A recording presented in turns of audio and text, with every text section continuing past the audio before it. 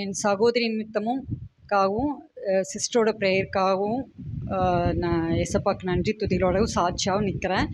என் சகோதரி பேர் ராணி. அவங்க வந்து ரொம்ப உடம்பு சரியாமல் இருந்து கடைசியில் பார்த்தா கேன்சர்னு சொல்லி கன்ஃபார்ம் ஆயிடுச்சு. அது கேன்சர்னால் 4th ஸ்டேஜ்.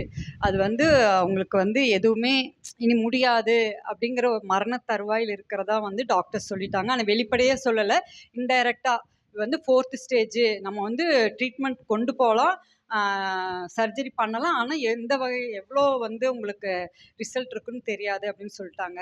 சரி, அப்போ அது எல்லாமே கன்ஃபார்ம் ஆனதுக்கப்புறம் அவங்க ஆக்சுவலாக பெங்களூரு, இங்கே கோயம்புத்தூர் வந்திருந்தாங்க. அப்போ அந்த டைம் நம்ம சிஸ்டர்கிட்ட சொல்லி அப்போ சிஸ்டர் வீட்டுக்கு வந்து ஜெபிச்சாங்க. பயங்கரமான இருள் அவங்களுக்கு இருந்தது. மரண தருவாயில் மரணக்கட்டு நிறைய இருந்துச்சு. அப்போ சிஸ்டர் வந்து பயங்கரமாக போராடி, அந்த டைமில் பார்த்தீங்கன்னா கரண்ட் எல்லாம் போய் ரொம்ப போராட்டமாக இருந்துச்சு.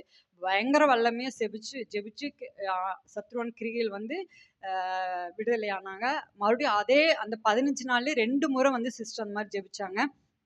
சிஸ்டர் ஜெபிச்சுட்டு அப்பயே சொன்னாங்க, இது வந்து போராட்டம் இருக்குது, ஆனா வந்து மரணம் இருக்காது அவங்களுக்கு, நீங்க நம்புங்க, நம்பிக்கையா நீங்க போங்க அப்படின்னு சொல்லி சிஸ்டருக்கு வந்து என் தங்கச்சிக்கு அவங்களுக்கு வந்து ஆறுதல் சொல்லி அனுப்பிச்சு வச்சாங்க. அதே மாதிரி போய் பார்த்தீங்கன்னா சர்ஜரி பண்ணாங்க. சர்ஜரியில் வந்து ஒரு இடத்துல இல்லை 2, 3 இடத்துல வந்து கேன்சர் அஃபெக்ட் ஆயிருந்துச்சு. அப்போ யூட்ரஸ் ரிமூவ் பண்ணிட்டாங்க. அப்போ இடையில வந்து அவங்க ஹாஸ்பிட்டல் போகும்போதெல்லாம் என் சகோதரி வந்து சிஸ்டர் கூப்பிட்டு கூப்பிட்டு ஜெபிச்சுட்டு தான் போவாங்க. எந்த டைம்ல அங்க சிஸ்டர் அங்க டாக்டர் என்ன சொன்னாங்களோ இவங்களுக்கு இது பண்ணி சிஸ்டர் ஜெபிச்சுட்டு தான் இருந்தாங்க. அப்புறம் மறுபடியும் 3 டைம் 6 டைம் கீமோ குடுத்தாங்க. எல்லாமே முடிஞ்சு பயங்கரமா பலவீனமாயி ரொம்ப கஷ்டமா தான் இருந்தாங்க. ஆனாலும் நாங்க இடையில வந்து சிஸ்டர் ஜெபிச்சுட்டே இருந்து, நாங்க ஒவ்வொரு டைமும் வந்து சிஸ்டர்ட்ட சொல்லிக்கிட்டே இருந்தோம். பார்த்தீங்கன்னா, இப்ப எல்லாம் முடிஞ்சு கடைசியா வந்து ஒரு செக்கப் போணும்னு சொல்லி செக் பண்ணதுல வந்து கேன்சரே இல்ல அப்படின்னு சொல்லிட்டாங்க.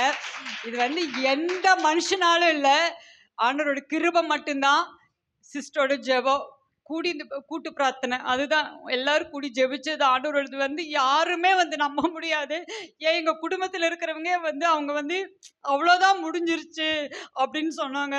ஆனா ஆண்டவர் எவ்வளோ பெரிய கிருபை, அவரோட கிருபை, அவரோட தயவு, அதுக்காக மனம் இறங்கி ஜெபிச்ச சிஸ்டரோட ஜெபம் அது மட்டும்தான் இருந்துச்சு. அதுக்காக கோடான கோடி நன்றி சிஸ்டர். உங்களுக்கு தேங்க்யூ ஸோ மச் சிஸ்டர்.